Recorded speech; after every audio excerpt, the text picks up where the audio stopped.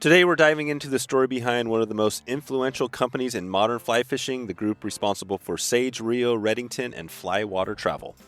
We'll trace how a small graphite rod shop grew into a global brand, how two founders, one obsessed with product and the other with marketing, set a new standard for performance, and how that same DNA still runs through every rod, reel, and fly line, carrying the Farbank name today. This is the Wet Fly Swing Podcast, where I show you the best places to travel to for fly fishing, how to find the best resources and tools to prepare for that big trip, and what you can do to give back to the fish species we all love.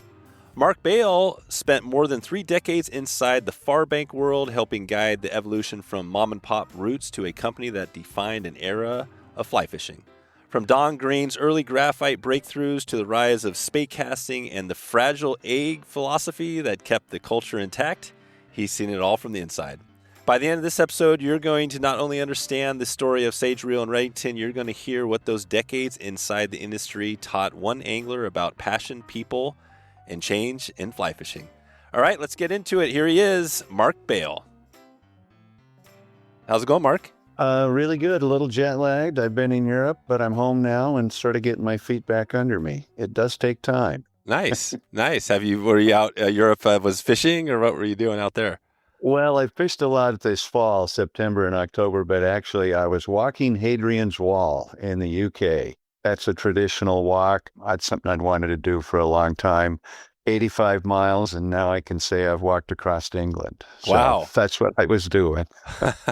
Amazing. Yeah, 85 miles. That's a good chunk. Well, I've been excited about this conversation today because you used to work for basically some of the biggest companies in fly fishing. I mean, I think there's Sage. There's not a bigger name than Sage, but the whole Farbank brand, network is pretty amazing, right? So we've talked a lot about that. We've done some cool stuff with all those partners, but I'm interested to hear in the history and how you got all into it. But maybe let's just take it back to the start real quick and hear about, your background. I think, was it 87 when you started with those brands? Maybe take us back there and talk about how you came to find that position. Yeah, 87, 88 is really when I started with the company. I'd known the owners previously, Don Green, Bruce Kirshner. The company had grown to a size where initially I was a sales rep. After a while of doing that, Bruce Kirshner asked me to come in-house and take over the role of sales manager, which, to be honest, I was pretty happy to do. And yeah, so I started, officially, I guess, in that role in 89 and worked there for over 30 years, I think 32 years in total, and had a really great run with great people at a great time. Right. Yeah, great time. 89 was a great time because, the river runs through it. And in fact, we have actually, we've had a few episodes on a river runs through it, but we've got the son of Norman McLean is coming on the podcast to talk about, some of that here this week. So we're going to have it back. But yeah, that's right in that time when River Runs Through It got going and kind of things went crazy, right? But Sage was there before, right? Before that. They were there 10 years before. Yeah, that's correct. The Sage had started late in 79. We really said 1980. And so by the time I got there, it had been around almost 10 years. Well, as a sales rep, maybe 7 or 8 years, but in-house, it had been around 10 years. It was, if you have to pick a moment in time in the last, 30, 40 years of the fly fishing industry to come into a company like Sage, it was a great time to be there because it was a little bit before A River Runs Through It. Then I think it was 93 when A River Runs Through It came out. And from then on, as I say, a river ran through it because it kind of went into a different dimension from then on out. So yeah, that was a big event. Anybody who thinks Hollywood doesn't make a difference didn't experience what I saw with River Runs Through It in 1993. Yeah, 1993. And what is it when you went in there? I mean, you probably knew about Sage, but back in those days, maybe talk about that. What made Sage stand up? Because I know I've been in it quite a while too, and they've always been, I think Sage has always been that brand, like kind of top, right? What was it that got them there? Well, I think you have to really look at the two owners, the two founding owners, Don Green and Bruce Kirshner. Don had an incredible passion for product. That was his thing. And Bruce had an incredible passion for marketing and sales. So in a lot of ways, it was really a great partnership at a great time. I think that if you have to look at any one thing, other than the fact that the sport of fly fishing was about to have its real moment, it was the fact that you had two people who were in many ways, perfect partners. They Hmm. perfect complements for one another. And, they'd spent 10 years getting it all together and getting the product right and getting the marketing right and getting a lot of things right. And then I sort of Hmm. waltzed in and the table had been set. So I'm not going to say it was easy, but in retrospect, I recognize that it was a lot of people had done a lot of things before I got there. Right. And how did you find before that 1987 period? What were you doing in fly fishing before then? I had grown up in Michigan and I had a father who was a fly fisherman, and I had always been a fly fisherman. And it's kind of a long, convoluted story, as I think a lot of stories are. But I'd gone to school in England in the mid 70s for 3 years, and I came back, and one thing led to another. I ended up at the University of Washington. I took a part-time job at Patrick's Fly Shop, which is still in existence and one of the oldest fly shops in America. Oh, And that was wow. while I was finishing up my advanced degree. And I worked then in the Kaufman organization for a while, Kaufman Streamborn Group. I think it's fair to say that, I really have hung around fly fishing for really most of my adult life. I'm sitting here in my office and I'm looking at a picture of me with a pair of diapers on and a wicker creel and a bamboo fly rod that Oh, my wow. parents took of me on the Pere Marquette River in Michigan. So, I guess I can say I come by it honestly, but it was always passionate about the sport and frankly still am. Yeah, that's amazing. Yeah, so back to Michigan, and it's cool because the Great Lakes area, we've done a lot of podcasts, and it's an amazing area. I mean, really. And so, what was your dad? Was he a lifelong fly angler? Do you remember how he got it, or did you hear that story? Well, he wasn't lifelong, but he came to it as a young adult after the war. He started fly fishing and he started tying flies. He tied his own flies. And when I discovered this, I can remember crawling around in the workbench in the garage and discovering his fly tying kit and being fascinated, opening it up and hear all these feathers and furs and a vise. And geez, I thought this is like buried treasure. And so he showed me how to tie a few flies and got me into his Wright McGill bamboo fly rod and showed me a little bit about casting. And, there's nothing like a kid with enthusiasm. You just get out of their way. And, I grew up in a little town called Big Rapids, about 50 miles north of Grand Rapids. It's not necessarily right in the heart of the trout fishing country, but it's close enough. And we had plenty of trout fishing around. My parents had a cabin on the Pine River. The Pere Marquette was close by. The Manistee was close by. The Ausable was not that far away. It was a good place to grow up, and if you're interested in fly fishing. So it was pretty easy to sort of take it from there and run. I should probably add that I've got a little trip planned this coming year. I'm going to go back and I'm going to actually fish in the tiny little creek where I first caught my first fish on a fly. And I'm really looking for, I got to tell you, of all the exotic things I might have done in my career and life, going back and fishing this little creek is high amongst them. That's amazing. Yeah, I think that we talk a lot about that on the podcast. The fact that, of course, giant fish and all that is amazing and stuff, but we're finding a lot of people, listeners, that are loving, finding these small little creeks that are tucked in and little, maybe a 3-inch trout, native fish, and going back to these areas, right? Can't agree more. I can't agree more, Dave. I mean, I just was up in BC, steelhead fishing, where I've been many, many, many times. And while I love that and still consider probably BC about the best place on earth, especially for a fly fisherman, going back and fishing this little creek in Michigan, which I saw a few years ago. I didn't actually fish it, but I went by it. And it's amazing in 50 years since I fished it, it hasn't changed. It really has not changed. And it's just the intimacy of it, the fact that I mean, I assume I'd be the only one who really even knows about it. That's probably not true, but in my mind's eye, it's true. Right. And yeah, I'm really looking forward to that. And I'm kind of wrestling with, what do I do? I don't really want to kill anything I catch out of it. And we'll have to see how that works out. But anyway, I assure you, when I was a kid, I killed everything I caught out of it. But Oh, yeah. that was well before catch and release. So I'm struggling a little bit with how I'm going to handle all of that. But anyway, I'm really looking forward to going back, and I'm going to time it during the Hexagenia hatch. So I hope I catch that and fish the river where my parents' cabin was. And and then probably say my farewells to Michigan. I don't know that I'd be back there again after that. All right. And where are you located now? I'm in Seattle. I live in Bellevue, suburb of Seattle. I've lived here for 45 years. Good God, and I've seen a lot of change in my little community here.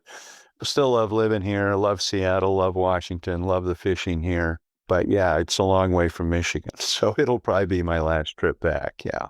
Yeah, I hear you. No, that's cool. Well, the stories are the amazing thing, right, about this. And the Sage story is really Farbank, I think is the name that I think everybody talks about now, at least in the industry. But how did Farbank come to be? Because you had Sage, you have Rio, Redington, right, in these brands. That's correct. So, it was Sage for many years. Again, Sage starting in 1980. And then in 1993, we bought Redington. So we added the Redington brand.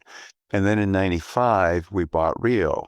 We kept looking at it from, the usual, what are we going to do with the brands? We didn't want to kill the brand names. We didn't want to make them all Sage. We didn't think that was appropriate, but we needed a name for a holding company. And so we did what we usually did, went to the ad agency and spent some money with them, and they came back with some ideas. And we're all sitting in a room one day, and, somebody throws up on the whiteboard, well, what about Farbank? And that name always resonated with me, I guess, because, good things happen on the far bank when you're fishing, so. You always want to hit the far bank, right? Yeah, right. Even if they don't, you kind of envision that that's where the good things are going to happen. And so, yeah, it became far bank. And, that was a fairly big change. There was a lot of resistance to it, as there is with any change. But I think it's pretty quickly become, if nothing else, the holding company for four brands, because you have to throw Flywater Travel in there now too. And so that's the quick explanation of the evolution of it. It really came about. We just had this cadre of brands, and we needed a sort of an umbrella name to cover them all. And so we came up with Farbank. Yeah, that makes sense. And it seems like now, I guess maybe that's the question. Back then, there probably weren't a ton of companies doing this. Now it seems like there's a bunch of holding companies, with all the big brands out there. Was that a new thing? Yeah, that was definitely a new thing. And it was, quite controversial because, there's so much about the fly fishing industry that grew slowly and organically. And it was a lot of mom and pop businesses and a lot of people who knew everybody and everybody knew them. And it's still largely that way, but gradually companies grew and expanded and acquired other companies. And I'm not necessarily front and center with it nowadays. Yeah. But I hear enough to know that it's still going on. And I think will continue to go on. I think that there's always the aging out of ownership, and then new people come in, and then they need to have more than what they got. And so you add companies. And so I just think it's inevitable that kind of trend is going to continue.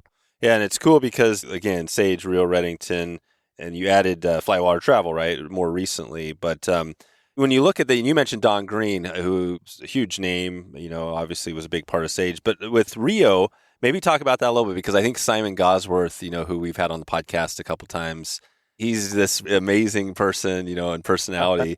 Who is the personality is there somebody like Simon for all the brands? Well, you had Don and Bruce for Sage. You certainly had Jim Vincent and Simon, and I would throw Zach Dalton in there for the Rio brands.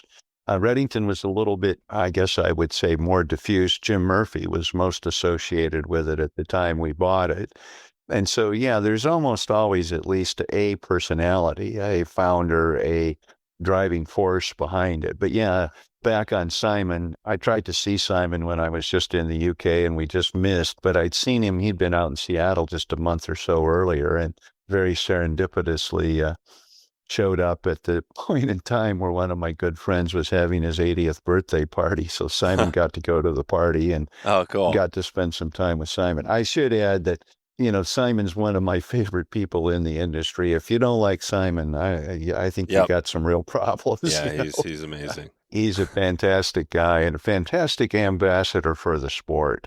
And that's probably what I always looked at when we were dealing with promotional people, with whom, quite honestly, I had the privilege of working with quite a few, the Barry and Kathy Becks, the Lefty Crays, the Chico Fernandezes, the Flip Pallets, Lonnie Waller. It goes on and on and on. And I always wanted to have them be ambassadors for the sport first and foremost. And Simon is certainly that. Yeah, definitely. No, it's So there's so many names, you mentioned a bunch of them, but yeah, Simon Will, he is one of those living legends, I think. And I learned from Simon my first time to BC back in, gosh, whatever it's been now, 15 or so years ago.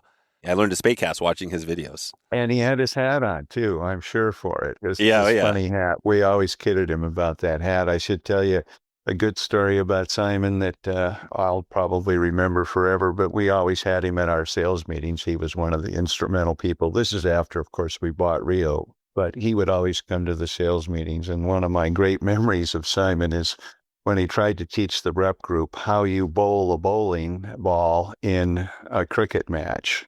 And he was very stylized in doing it, clearly knew what he was doing and teaching it to people who had no shot at ever getting it right. It was quite comical, actually.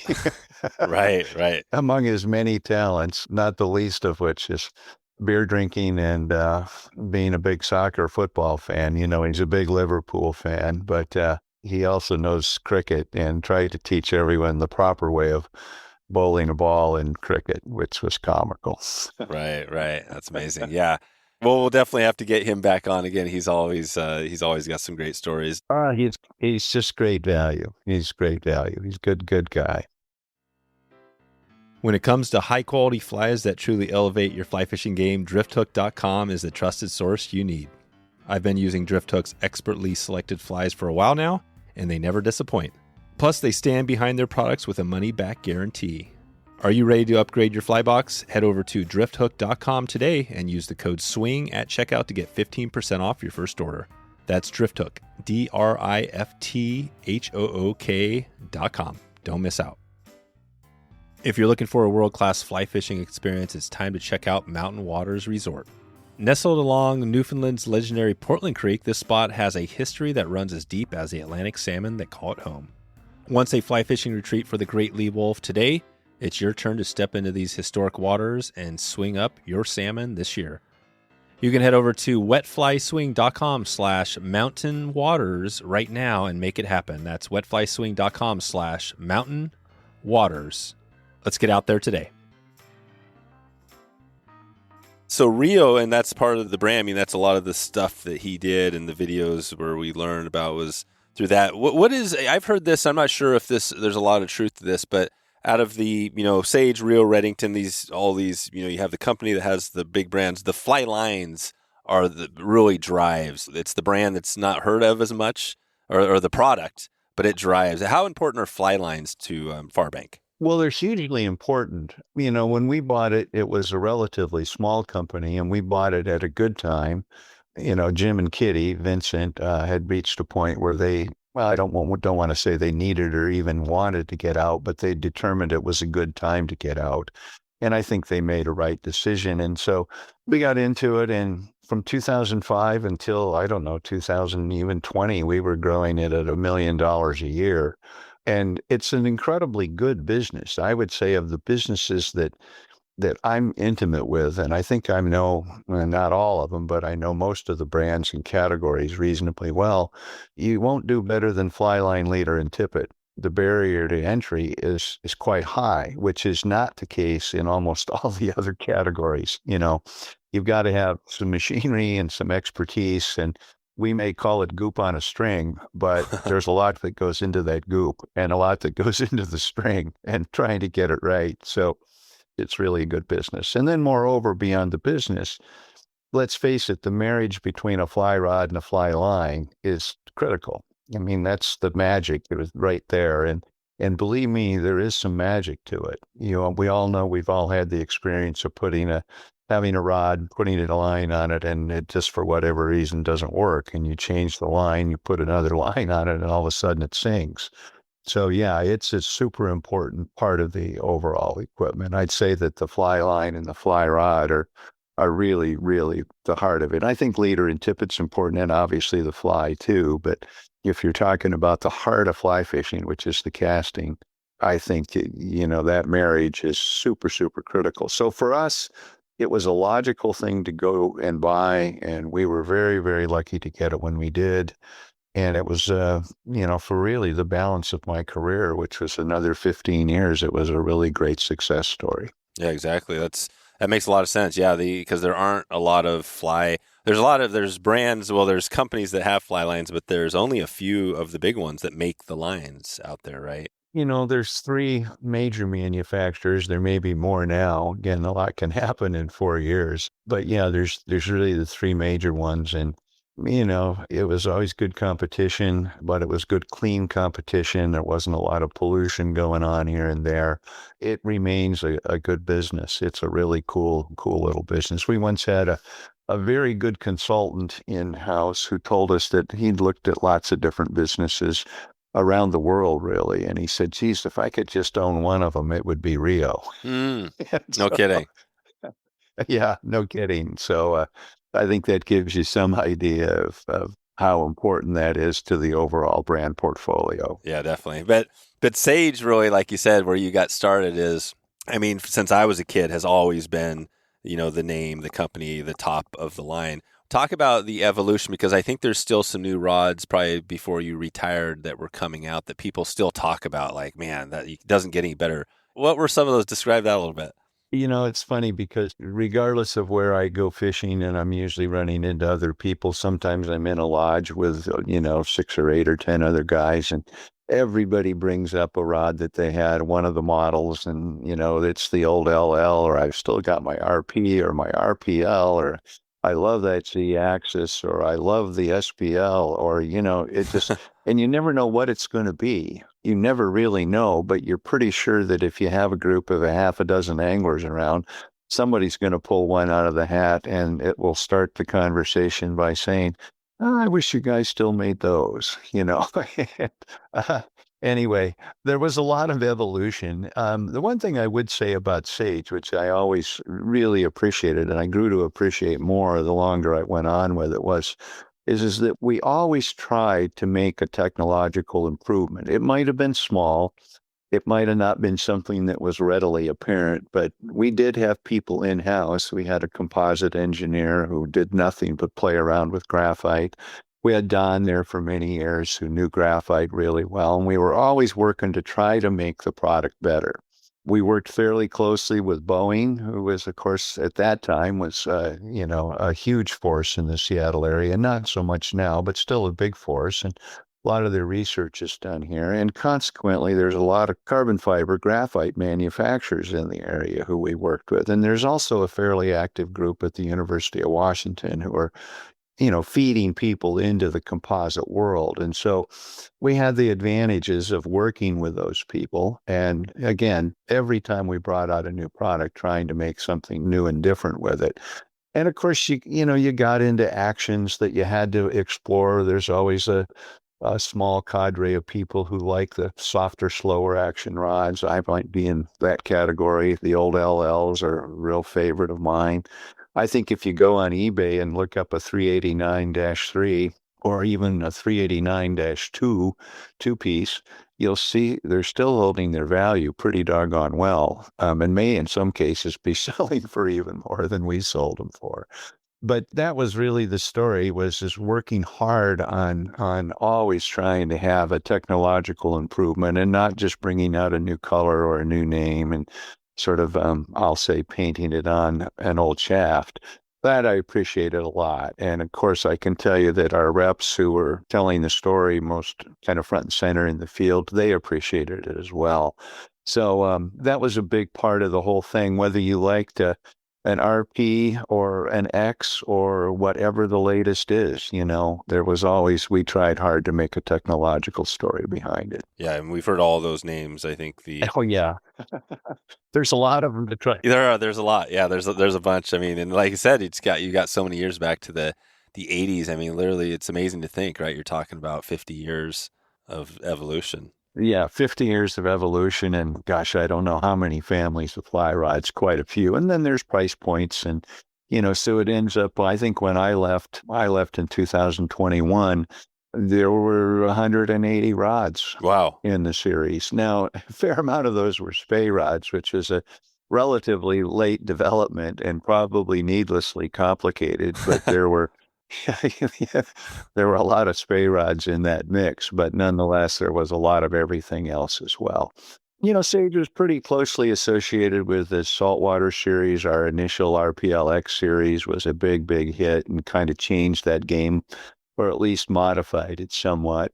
The spay thing became very big, to think about when I started steelhead fishing out here in the mid 70s. Everybody was fishing maybe an 8100, a 10-foot 8-weight single hand rod. That's right. You can go months and you don't see anybody on a river with a single hand rod anymore, including me. I use one. I'm maybe one of the few who still does. But yeah, it's amazing the transformation that's taken place there. And that plays right into the Jim Vincent, Simon Gosworth story at Rio, because, they led the charge on bringing it to America anyway, and bringing lines that could be easily cast and kind of decoding what was a needlessly complicated. That's right. That's why it was so, and we've heard some of those stories, that's why it was so amazing. Well, and Simon was right there, right? Yeah. Is that when that happened? Talk about that a little bit, because this is from a different side. We've heard George Cook and others talk about, the evolution of rods and stuff, but Simon was right there in the middle of when you had really not good spay casting rods and lines, and then all of a sudden you had these wind cutters, right? Yeah, that's what happened. And, Jim Vincent, the founder of Rio, specifically hired Simon out of the UK to come, brought him over. I think he went through all the green card stuff and everything and got Simon into the country and into the company, and then, really went to town on trying to develop this whole series of lines that were for spay casters. And Simon, being European, he knew it backwards and forwards. His father had taught it. He taught it. He's incredibly knowledgeable about that whole side of things. And Jim was no slouch, because he'd like to fish for anadromous fish. He'd fish in Iceland. He'd fish in Norway. He loved Eastern Canada. And so, yeah, those guys brought that all to light. And it's certainly been refined a lot since. But yeah, they were right there at the very, very beginning of it all. Yeah, that's great. And for me, I remember because I was there in that time, and I was a little bit late on the spay boat. I got started a little bit later, but still, it's really interesting to hear how it all evolved and still is evolving, into shorter lines. The late 1980s, there was a rod that Sage worked hard on called the 9140-4, a 9-weight, 14-foot rod, that Don Green worked really closely with Jimmy Green, another unrelated. They aren't brothers. They aren't related, but he worked closely with Jimmy Green on the development of that. And that was sort of, at least from Sage's point of view, that was the first rod that sort of cracked open the whole spay world. And that was a rod that Jim and Simon were working on for their line development. And, so again, if you're looking for seminal moments, that would be one within the spay world. And my God, has it exploded since. I mean, you need a Philadelphia lawyer to read your way through the literature. I know. It's so amazing. Yeah. It's needlessly complicated, I Right. think. But, welcome to fly fishing. Yeah. Yeah. We've been trying to decode the spay lines and stuff for a while. I think, the more you get in, the more it's easier. But for a new person, they come into it, it's still confusing, because you've got a difference between single-handed lines, and then you got all the grain weights and, all this stuff, right? It's a pretty good learning curve. I think you can get through it pretty quickly if you apply yourself, but you got to want to apply yourself, and it won't always be smooth. There's a lot to learn within it. And then, of course, the whole casting side of it too is, you're into a different world with it, but it's a wonderful thing to do. And having just been in BC and kind of had my nose rubbed in it very recently here, you see how just efficient it is, and how you cover so much more water, and frankly, how you can hook fish if that's your primary goal. And I think it is for almost all anglers. You're going to get them in places that you'd really have a tough time doing it with a single-handed rod. There's just a lot to be said there's a reason it exists. Yeah, definitely. No, it's a worthy tool. And you mentioned Jim Green. It is interesting because you have Don Green, who was, you mentioned earlier, Don Green was, he was, I always get it because you got Jim Vincent, Jim Murphy, you got a lot of these names, but Don Green was part of, remind us again, what was his connection? Well, he was the founder of Sage. He and Bruce Kirshner, they were the founders. So you got Don Green and Bruce, and then you got Jim Green. And what was Jim Green's, what was his connection? Jim and Don had worked together at Fenwick, and Don always said that Jimmy taught him how to cast, and Jimmy always said Don taught him how to design rods. And so, again, it was a nice marriage there. And so Jimmy was involved. It was the only time, I mean, I knew about Jimmy, I'd met Jimmy and all of that, but I never really worked with him, except I was around him quite a bit when that whole 9140-4 rod was coming together. He was out of Fenwick at that time, and I don't know, we might have hired him on a consulting basis. Maybe we didn't, but he was living over on the Grand Ronde then, and he'd zip over to Seattle once in a while, and there'd be some real confab and casting and a lot of stuff going on. And then he'd go back to the Grand Ronde and, kind of see him that way on and off for about a year anyway, maybe a little longer before the rod actually came out. Yeah, gotcha. No, this is great. And you mentioned it earlier when you're talking about the, Sage and where it's at and all the tech. I mean, similar to Silicon Valley, right? With all the tech industries, you had this basically Seattle, this area with Boeing and all these great companies. And you also mentioned with the price point, kind of those things with Sage.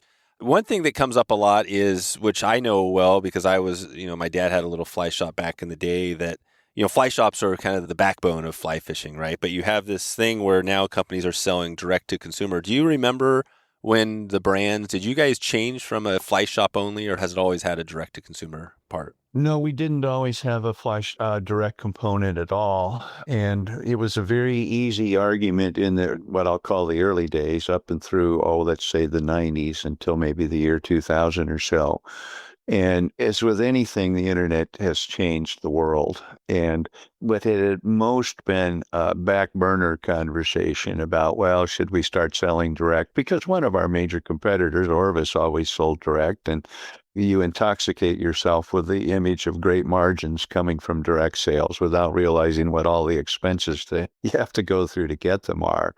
But anyway, it had been a back burner conversation for a long time. And then let's say from 2000 to 2005, it became not necessarily a front burner on high heat conversation, but it was more in the conversation. And then, from about 2005 to, I can't remember when we finally went direct, but 2015, it became a hotter and hotter conversation. And sometime in there, and again, I don't remember exactly when, in 2016, 17 maybe, we did start selling direct over the internet. And I got to tell you a funny story about that. The very first rod that we took an order for direct, very first, I went in I think we opened it up on a Friday. I went in on a Monday and there's an order. There were 5 or 6 orders sitting there. But the first one we got was from a woman in Bozeman, Montana. And Bozeman, Montana has at least 7 or 8 fly shops. Oh, right. Yeah, there you go. And she had every reason in the world. Well, clearly she didn't, but she felt comfortable ordering from us. And so, I'm not going to say it justified the move, but it certainly put a bit of a wry smile on my face thinking, good God, if you can't get one of our rods in Bozeman, Montana, I know. Where can you get one? So she got one online. Isn't that funny? It is. And you look at today now, right? And you look at like Amazon, for example. I mean, totally different conversation with Amazon, but it's just so easy. They made it so easy for all sorts of things. Not that buying fly gear on Amazon is the place you want to do that, but just the online stuff, right? I mean, you can go right now and buy whatever you want, for a car, a house, probably, right? Anything. Yeah, no, it's astonishing what has worked its way onto the online direct world. Dave, I should point out this is an incredibly controversial decision because we'd always been very, very associated with the fly shops. And so to change horses in midstream, it brought some real controversy, as did the decision to sell at Amazon. And, we kind of made them at about the same time. Maybe I think we delayed on Amazon for a while. And to be honest, look, I'm 4 years out of it. I don't know where either of those initiatives is now, but I know that they were not easy to make. Our board was all in favor of us making them, and they were, in fact, pushing us to make them, and that would be our ownership. And so we finally did it. But boy, I'll tell you, it didn't come without some very difficult phone calls. No, yeah. What is the biggest thing? Because we've talked a little bit about this, what is the biggest challenge of making that decision, right? Because you've got a lot of things mixed up in here, right? Conservation, you've got the small mom and pops. What is the biggest thing that people thought like, oh, we don't want to go that way? We want to stick where we're at? in the long run, I think that you worried, number one, about what your competition was going to do. Were they going to do it too or not? Were they going to hold out and then use it against you? And I think there are still some, especially rod companies, that aren't selling direct. But again, I'm not that up on that. I don't know that for sure. But I think number one was the fear of what our competition would or wouldn't do. And number two is just the backlash from, frankly, having built the business the way we had on a relationship with the specialty dealers. And we were pretty religious about that. That whole distribution component of the business was, frankly, a lot of what I did for a whole lot of years was just, who are we going to sell to? Who are we not going to sell to? Are we going to sell to Bass Pro? Are we going to sell to Cabela's? Are we going to sell to, whoever? And Don Green had a famous little speech he'd do all the time, which he called the fragile egg. And he referred to the fly fishing industry as a fragile egg, which, could be pretty easily destroyed because he had seen what had happened with Fenwick back when it got bought by a large entity and That's right. kind of destroyed the brand. And so we always had that hanging over us as well. It was interesting because Fenwick, right? You had Fenwick. I mean, I don't totally remember that, but there was a time in the 80s, 70s, 80s. Fenwick was the biggest company. They were the one. They were the rod. Up until the early 80s, it was clearly the rod out there. And, Don had lived through all of that. Bruce hadn't, but Bruce came from K2, the ski industry, and he'd seen it there.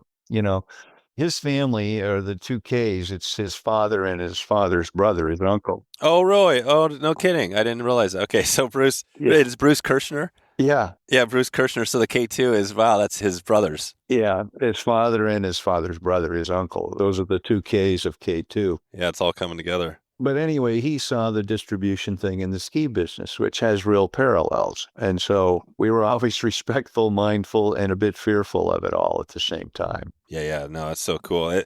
And the K2, of course, and the fragile egg is great too, because Don was there. He saw the company he worked for. He saw it collapse. Or I don't know if it was a collapse, but it would happen. It got bought out by a big company. They didn't do a good job with it. Yeah, Woodstream, I think, is the company who bought them. And I don't really know the whole pedigree of that, but I know that by the time Sage really got rolling, Fenwick had really receded into the past. And I think in a lot of ways, Sage just waltzed in right in there where the vacuum had been created by what had happened to Fenwick. So, yeah, I mean, you throw all these elements into it, and the decision to go direct was not without some sleepless nights. Yeah, and the biggest sleepless night for that, you had your competition, but you also had the fact that, the fly shops, right? Was that a big part of it where you thought like, hey, you're really the backbone of fly fishing, you're really stepping on those little brands? Yeah, and believe me, I still vacillate about that whole thing. I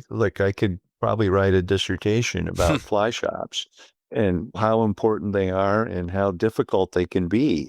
It's an interesting dynamic that you run up with because you're dealing with generally small business people, and they're very worried about a whole lot of things that they should be worried about.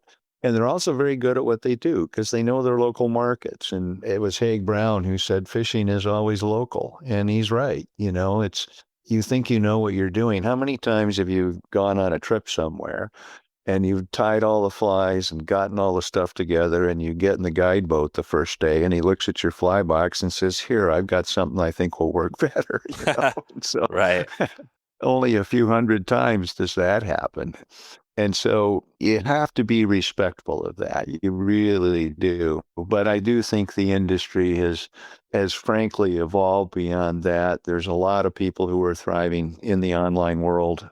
I don't think the industry is booming by any means, but I think it's quite healthy for good operators. At least that's generally what I hear and what I see. I think when I fish on the Yakima quite a bit, and I'm a customer of Reds. I know those guys there. You probably know them. That's a wonderful operation, and they just moved on, and they do what they do. And I think the good ones have done that and have adjusted to the fact that a lot of the industry is selling direct. It is. No, I think that, and this as well, business is always changing, I mean, that's the fun and kind of scary and crazy thing about it. Like even this podcast, right? I mean, there's always changes going on, and there's things that I haven't embraced yet, but I'm like, oh, I know it's kind of maybe going there, and I'm thinking I've got to do this, but it's going to be a ton of work to do. And finally you do it and you take a chance, and maybe you're the first person doing it or not, but you figure out what happens. Was it good or not? And then you tweak it, right? You keep doing that for the rest of your time in business. Yeah, well, that's the nature of business. And I kept a sign on my desk. In fact, I'm looking at it right now because I've pinched it from my computer when I retired, and it says, "If you don't like change, you'll like irrelevance even less." Right. And I think there's a lot to be said for that. And I think generally, if you got to choose being a little bit too early or a little bit too late, I'm going to choose be a little bit too early every time. I think you'll be ahead of the game if you're doing that. We've heard many of the stories on this podcast. Togiak River Lodge is one of the great destinations for swinging flies for Chinook, stripping for coho all day, and unwinding in a lodge right on the riverbank of the Togiak River. With access to all 5 salmon species plus rainbows, Dolly Varden, and more, Togiak offers a true Alaskan experience. Picture over 30 miles of river, seasoned guides, high-quality boats, and low fishing pressure. It's fly fishing Alaska at its best. I'll be heading up this summer, so reach out to Jordan and the crew to see what dates they have available this year. You can learn more right now at wetflyswing.com/Togiak. That's Togiak, Togiak. Alaskan fly fishing like you've always dreamed about. Big shout out to Smitty's Fly Box. They've quietly become one of my favorite places to grab flies and tying materials online. The Smitty's experience is simple, clean, and it's all the stuff you actually use. Patterns that fish well, solid hooks, tungsten beads, dubbing foam, feathers, tools. None of the stuff you don't need and all the stuff you do. And the cool thing is these flies and materials come from folks who fish the same waters we do. Their patterns are built around real conditions, cool mornings, slow afternoons, and picky fish. So if you're looking to restock for the season or just want to refresh the bench before your next tying session, check out smittysflybox.com. They've got nymphs, dries, warm water patterns, streamers, and everything you need to tie your own. You can head over to wetflyswing.com/Smitties right now. That's SM as in mama, ITTY as in yes, S. Check them out now. One brand of the Far Bank we haven't talked about is Flywater Travel. Talk about that one, because we've had Ken on the podcast, and travel is so huge, right? For a lot of people. I mean, whether you're traveling locally or around the world. Was that an easy decision? Well, it was for me. I was an advocate of wanting to get into that business from fairly early on. We had looked at the possibility of buying a couple of other different companies, and for one reason or another, they didn't work out. And we couldn't get a deal put together with Kenny and Brian. And then somewhat, I don't know, maybe it was a year later or something like that. And I think it all happened. And I'm going to be wrong about this, but I'm going to say it was 2017, 2018 when that happened. We bought them. And I always thought it was, again, a little bit like the marriage of a fly rod and a fly line. Travel is such a big part of the game now for a lot of different reasons. People travel to fly fish. There's a whole lot of reasons why they do it. And I loved that organization. I'd known Kenny forever and ever and ever. I had met Brian a few times. I didn't know him as well, but I knew the people, quite a few of the people who worked in the organization. I thought it would be a magnificent fit. So when the opportunity came up and the price got to be right, to me, it was just a natural addition for all the obvious reasons that it's a natural tie-in with our brands and what we were doing and still specializing in fly fishing. So I was thrilled when we put it together. I'm still frankly thrilled. I talk with those guys quite a bit. I'm booked to go on a trip to, of all places, St. Brandon's Island next year and going through Flywater, and really looking forward to that and look forward to the continued success that those guys have experienced. And I think they're glad that they sold it to us. I think COVID was a good time to have a partner that had deep pockets like we had or have. And I think that helped them materially. So I think that one's worked out pretty well. Yeah, that's right. Yeah. Sometimes you forget about COVID as you're out, and then you realize like it was a big thing, a big change that shook things up, right? Dave, especially in the travel industry, I'm glad I wasn't sitting at ground zero when COVID hit, because boy, that was a You think about all of the, that they had to go through with refunds I of know. deposits. Oh my God, that had to be a nightmare. But yeah, anyway, I got a lot of respect for that org, as I have all of the brands we bought. But those guys really, really, really ran and have run a really cool business there. Yeah, they have. This is so good. Well, I think, Mark, we're going to be able to wrap this up pretty quick here, but I just wanted to kind of take it out of here. We mentioned it before with the Fly Shop. We have a little segment I love. We call our Fly Shop Friday. We've kind of copied it from Nick and some other folks out there, but it's a kind of just a way to shout out to the local shops. And you mentioned one. So as we take it out of here, first off, I just want to give a shout out to a Fly Shop. So you mentioned that, what was it, Patrick's that's still going? Yeah, Patrick's is still going in Seattle. It was founded by Roy Patrick, I think, in 1953. And it's been through several ownership changes, but it's got a really good group in there now. It's just, if you've never been and you're ever in Seattle, Dave, you should just go see it I because will. it's a classic. It's a standalone building on East Lake, which is right off of Lake Union in what is becoming the heart of downtown Seattle and certainly the heart of Amazonia, Oh, right.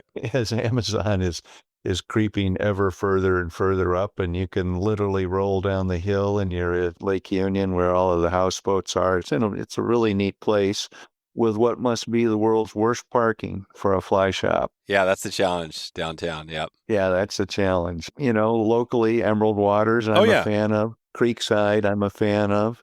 Those are the ones that I visit the most, along with Reds over in Yakima. There are certainly other good ones around the area. Seattle is really quite blessed with a number of good shops.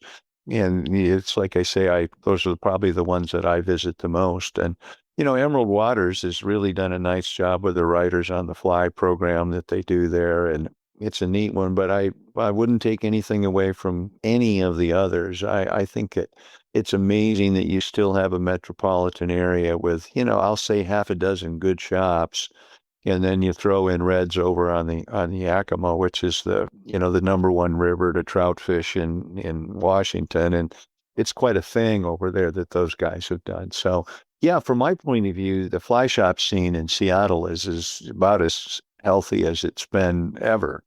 That doesn't mean it has as many shops as it used to, but it's a pretty healthy, vibrant environment. Definitely. Yeah, no, I think that is good to hear. And we've had some episodes there with Emerald Waters and some other great stuff. So cool. Well, I'm going to take it out of here with a few of our random questions, some of them a little more random than others. But the first one as we go back is on the brands. And this might be a hard thing to think about, but with the four brands, if you think of one word, maybe the DNA of each brand, could you give that? If you go to Sage, Rio, Redington, Flywater Travel, is there one word that describes each? It would be different, particularly in the Redington case, which is a standout on its own. But I would just say it's hard to give one word, but I'd say great product, great marketing.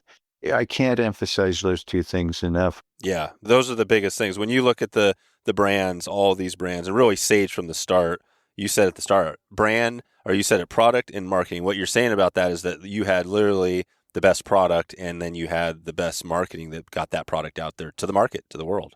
Two people working there at Sage who kind of just emblazoned that in my mind, that you've got somebody who's razor focused on product and somebody who is ever mindful of the marketing. And if you think those things don't matter in conjunction with one Yeah. another, again, you weren't seeing what I was seeing firsthand. And we've heard tons about that's a great thing. And Redington is the one brand that really, I feel like I've had some Redington products, and I feel like Redington has really great products, but they're a lower price point. Is there how much crossover is there like with Sage benefiting, Redington rods, and say maybe all, is there a little bit of overlap there? I think that there's always, because, they're not made in the same building because Redington is made overseas, but, the DNA is still coming out of roughly the same org all the time. And so, to me, the difference is that Redington is what I always determined was surprising value. And I think,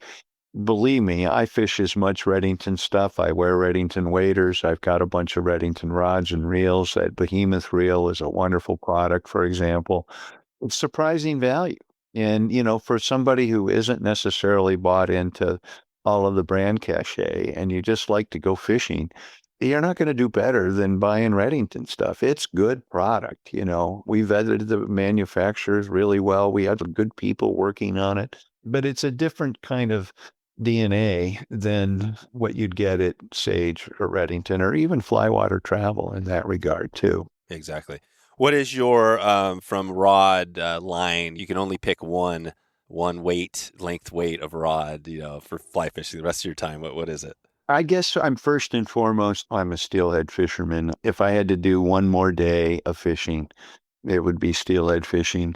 And I'm going to be a single hand rod guy, and I'm going to go with a 10-foot 8 weight. And it's a bit old fashioned, but I've caught a lot of fish that way, and I'm not going to let it get in my way now. It would be an 8100, and it would probably be in like a TCX series or a TCR, a really fast action rod because, you're fishing oftentimes pretty big flies, sometimes weighted lines, sink tip lines, headlines, and you just need some power to do that. If I'm trout fishing, I'm going to be like a 486, an 8.5 foot for a 4 weight, something in a softer action. That's going to be me. But, I can tell you that if you took 5 weight out of the equation, you'd take about 60% of the rods that get sold. That's right. That's right. The 5 weight is the key. We always, the 9 foot 5 weight, right? Is that rod? Yeah, I always joked. I said we could build a rod that starting it was 2 feet long all the way to 20 feet long in 6-inch increments, and if it had 5 in front of it, we'd still sell some. Yeah, that's right. Well, and I love you mentioned the 10-foot 8 weight, right? That's also I grew up single hand steelhead fishing as well. 9-foot 8 weight was kind of and I always struggled. Maybe that was my big struggle is that I should have gone to the 10-foot. What does the 10-foot give you when you're making casts for steelhead? Why is the 10-foot better than a 9-foot? To me, it's when you don't have backcast room, which is a lot of what you don't have, and especially smaller stream steelhead fishing, you don't have the luxury of, a parking lot behind you to stretch a backcast out in. And when you have 10 feet, it just roll casts out better. And, if you learn how to be really a good roll caster and, an abbreviated roll caster, that gives you that extra little foot of action that I think does help you quite a bit.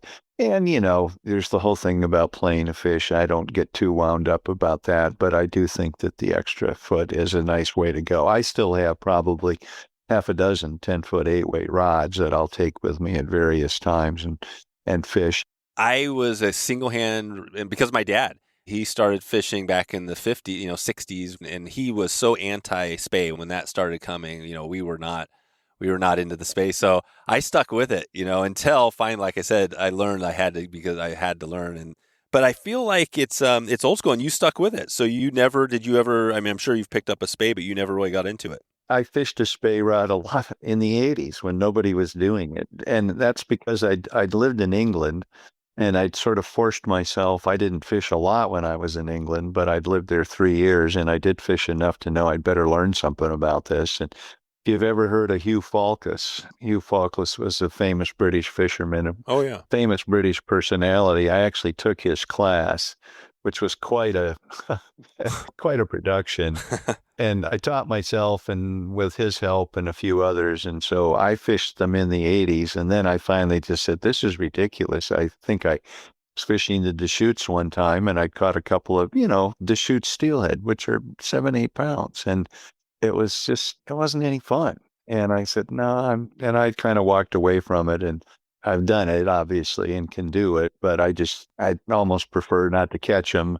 That's a bit of a lie, but Oh yeah, no, you're doing it your way. I mean, that's the amazing thing about this is I feel like we hear that a lot too. Like, you do fly fishing how you want to do it. If you want to only dry fly fish for the rest of your life, that's great. If you only want to fish with nymphs or Euro nymphing, right? Have at it. You find your thing. My thing, well, it's interesting because we're heading to Newfoundland this next year to fish for Atlantic salmon, which I've never fished for, and we're going to Mountain Waters Resort. We've got it's actually the cabin that Lee Wolf made famous. Yeah. And then we're going to the same place to fish the same waters, and I'm actually going to be using a single-handed rod because that's what they do there. Absolutely. And Lee was famous for, a 16-pound fish on a 16 dry fly. That was his big thing.